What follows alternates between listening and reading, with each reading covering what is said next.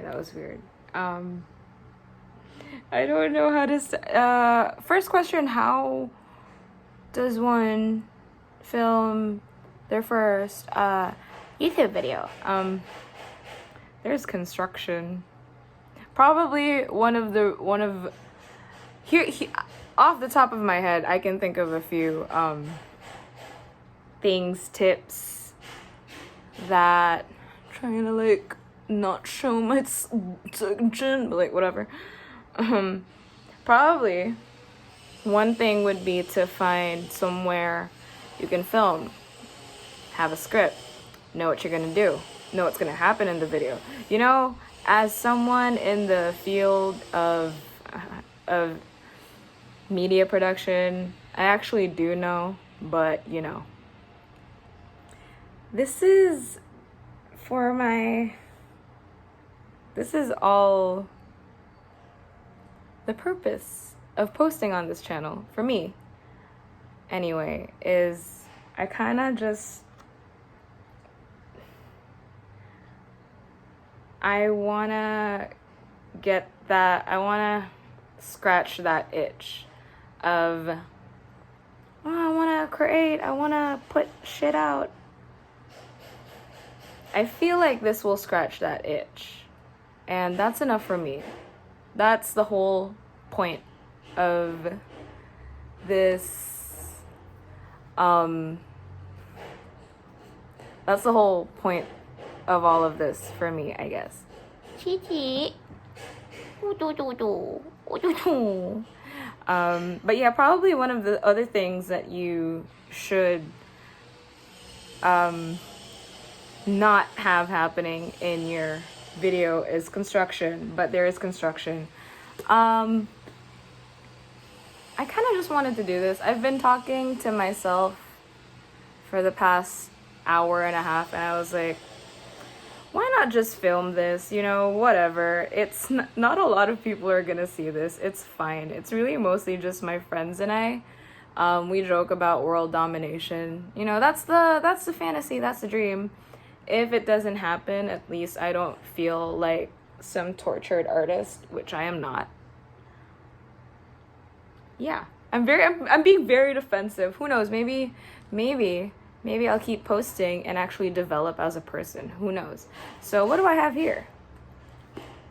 This feels so awkward. How do people do this?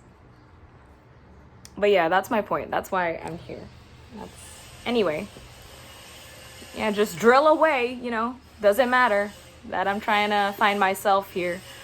But okay. Yeah. Man, I hope I'm not coming off. Well, who's gonna see this anyway? I just don't wanna be a dick, which hopefully I'm not being. It's been 3 minutes. I don't think I've done much to, oh, wow, it's really loud. But you know what? We're gonna keep doing it. The others, oh, they put their names in their video.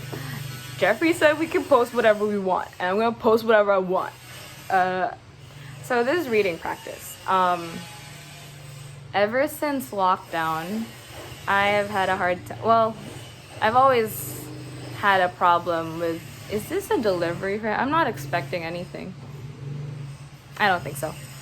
I've had a problem with getting tongue-tied a lot. Forever. What is it getting tied with? I mean, you know, now I'm imagining like a tongue, like a thin tongue, or like a shoestring type of tongue. Okay, that's not, we'll not go into that for now. So yeah, I'm just gonna do some reading practice. I'm like, I talk a little too fast. Talk too fast, and sometimes I forget to modulate my voice. So I end up hurting my throat. Or sometimes I sound like I'm gonna cry, like I literally was in a meeting earlier and I could hear my voice shaking. And I think it's because I don't talk at all anymore. That used to only happen when I was nervous. Now it just happens all the time. See, talking too fast, and now my mouth is dry. That might be because I've only had 2 glasses of water. Not the point. Drink your water. But I think my biggest problems are getting tongue-tied, talking too fast. Sometimes I don't sound as good when I'm speaking. See, it's about to, because I don't know how to like project when I'm speaking. So we're gonna try to do that. And yeah, a lot of spit I've noticed gathers around here, and I don't know if it's because of my third molars. Wow, it's really loud, but I'm not noticing it. I mean, obviously I'm noticing it. Anyway, I think it's because of my third molars. Quick question, is it, I could Google this, but I'll just ask it anyway.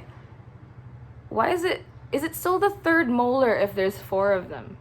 Because all of my third molars are apparently gonna get taken out. Well, I mean, not apparently gonna get taken out. The dentist said to take them out. But anyway, I think I kind of can blame that with the spittage accumulation in this area. He said if I don't get my molars taken out, I risk something bad happening to my jaw. It's so funny that it's so loud, but I'm just like powering on. This is barely reading practice now. I'm just talking. It's kind of fun. I kind of get it. My main creative expression outlet was just breaking down on Instagram. I don't know what it is about breaking down in front of a camera. It's kind of fun. But yeah, my molars and spit and speaking problems.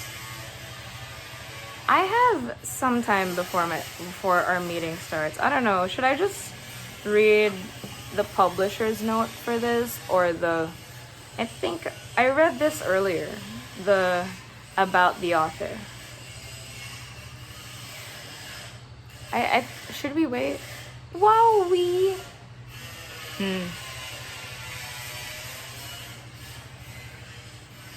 I think it's weird how I wipe my mouth, my sweat. It's just like, there's a lot of sweat, so I need to wipe thoroughly. I don't think it's gonna stop anytime soon, so I'll just power through. Right, Chi? Yeah. Okay, I'm just gonna start and try my best to read it properly, like how my English teachers in college recommended me how to speak, because you're trying to eat my words. Anyway, Emily Jane Bronte. Wow, I can't read. Emily Jane Bronte, the only one of the Bronte children to give. See, that's my problem when I'm reading sometimes, especially when I'm under pressure. I tend to get overexcited, and then I look at the next few words, and then I end up getting tongue-tied. Wow, I solved my problem right then. No, I kind of always knew. I can't help it, though. It's the nerves. Let's try again. So that's tip. If you're reading... When did this turn into a tip video? Anyway, when you're reading aloud something, anything, just go word by word. Kind of like when you're writing it. So... this word, the next word, this word, the next word, this word, the next. Don't go like this word and then looking at 4, 6 words down. Who am I to give you tips? Nobody.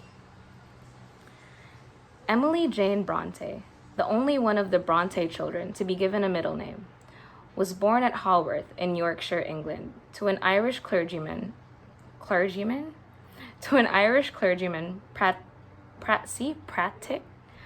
Patrick Bronte and Maria Branwell. Maria later died of cancer, leaving her children, 5 daughters and a son, to the care of her sister Elizabeth Branwell. So see, I'm kind of running out of breath there because I'm rushing. Don't rush. Don't rush. That's like a rule of life, like at your own pace. Anyway. Okay, like seriously. Where was I? Okay.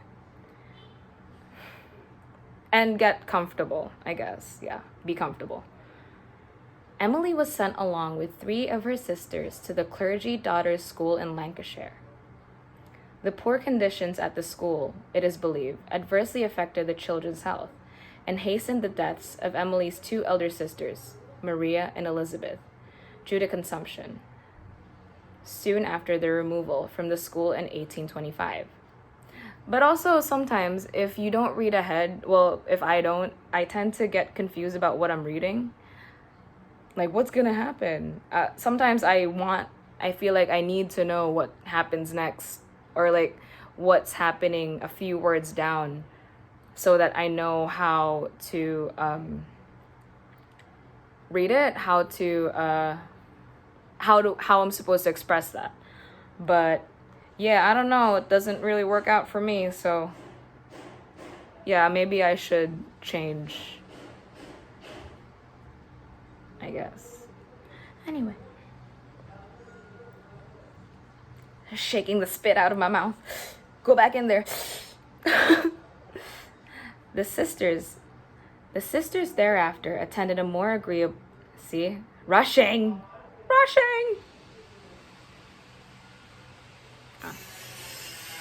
Ooh, now it's begun. See, but then I should have rushed. If I had rushed. Pros and cons. I'm swallowing. I'm trying to like get a lot of spit out of the way so I can actually speak. The sisters thereafter attended a more agreeable school at Roehead, and Emily became a governess at a school near Halifax. At home in Haworth Parsonage, the surviving children, Emily, Charlotte, Anne, and brother Branwell, deeply influenced by their father's library, began writing about the lives and struggles of fanciful characters and kingdoms. Emily and Anne wrote sagas about imaginary Gondal, and Charlotte and Branwell invented stories about their Angria, Charlotte and Branwell invented stories about their Angria country, laying the foundations for the budding author's literary vocation in adulthood. There's so much spit in my mouth. I don't know how to correct that yet. I don't know. Maybe I'll keep doing this and solve it. Who knows? We're at 12 minutes. Am I really going to post this unedited? Probably. Emily then traveled with Charlotte to Brussels to enroll in a See, I don't know this word. I could Google it, but I'm not gonna. I still have time. In a pensionnat. Is it pensionat? I don't know what. Is that just a pension? No. Pensionnat, where she became lonely and homesick. In 1846, Emily, Charlotte, and Anne published a joint collection of poetry under the assumed names of Ellis, Currer, and Acton Bell. Although the book failed to attract interest, the sisters continued to write for publication. Emily's Wuthering Heights, Charlotte's Jane Eyre. Emily's Wuthering Heights. I'm trying to... What would be a good way to read this? Because it's Emily's Wuthering Heights, Charlotte's Jane Eyre and Shirley, and Anne's Agnes Grey. Just like that. So also, overthinking is bad for public speaking. Is this public speaking practice? I guess, a little bit. Emily's Wuthering Heights, Charlotte's Jane Eyre and Shirley, and Anne's Agnes Grey were all published under their Bell pseudonyms. Emily Bronte was perhaps the most prolific writer of the 3. It is her lucid verses, however, that reveal her real genius. I was rushing! It is her lucid verses, however, that reveal her real genius. In 1848, the only son of the family, Branwell, died of chronic bronchitis, exacerbated perhaps by his drinking habit. In a stroke of misfortune for the literary world. I don't like how I said that. In a stroke of misfortune for the literary world. I think it's world. The world The word world I don't like. World sucks. The word and the world. The Bronte sisters too lived very short lives. Emily and Anne dying of tuberculosis at 30 and 29, and Charlotte at 39 during her pregnancy. Emily Bronte's brilliance lives on, with her Emily Bronte's brilliance lives on, with her widely read poems and of course with her spellbinding masterpiece, Wuthering Heights. I don't know if it's because I'm filming, but I was a lot better when I was just talking to myself. But that's the thing. Every time I talk to myself and have like these discussions, I'll be like, I should have filmed it. I don't know why. I don't know why I feel the need to film it. Is it vanity? Is it... I don't know. I don't really feel like getting into that. Maybe when I'm actually talking to people, not just myself. I don't think I can discuss why I want to film or why I want to share this, at least just this part of myself. I wouldn't say with the world, because it's not like there's a large audience, but I guess more of like, I don't know why I feel the need to throw this piece of me out into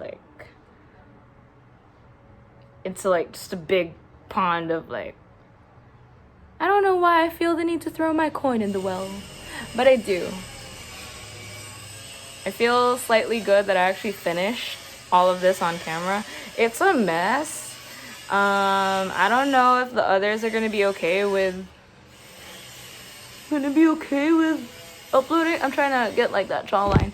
Anyway, I don't know if they'll be okay with this on the channel. My pits are sweating like crazy. I don't know if it's the filming or like not having... Well, there's a fan-ish. But yeah. This was not supposed to be my first video, but I was talking to myself again for like an hour and a half, and I felt like, you know what? Got something to say, just say it. And not that it's okay, you know what? This is running on for too long. It's almost 18 minutes. I don't even know if I can get to upload this. But I probably will.